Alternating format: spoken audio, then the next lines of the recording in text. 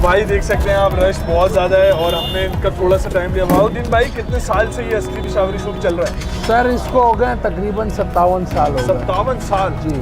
और किसने ये आगाज़ किया था? ये मेरे वालिद साहब ने किया था। ये बताएं, लोग आपके सूप को इतना पसंद क्यों करते हैं? इसमें बस बहुत टेस्ट है, लोगों के मुंह को जायका लगा हुआ है। ऊपर ये बहुत फ़ायदेमंद चीज़ है, नज़ला ज़ुकाम खांसी के लिए, सीने की जो होती है बीमारी उसके लिए बहुत ज़बरदस्त चीज़ है। और प्लस ये कि डॉक्टर मंगवाते हैं हॉस्पिटल में, जो पेशेंट वगैरह होते हैं उनको, पेशेंट को पिलाते हैं। तो एक तो बेसिक ये सूप नहीं है, ये यखनी है। सही है। हाँ, एक तो जायका माशाल्लाह इसका अच्छा है, ऊपर से ये इसमें ये एक फ़ायदा होता है कि नज़ला ज़ुकाम इसके लिए बहुत ज़बरदस्त। ऐसे ही, बिल्कुल ऐसे ही। इस सेल्फ सर्विस का निज़ाम क्यों रखा है भाई?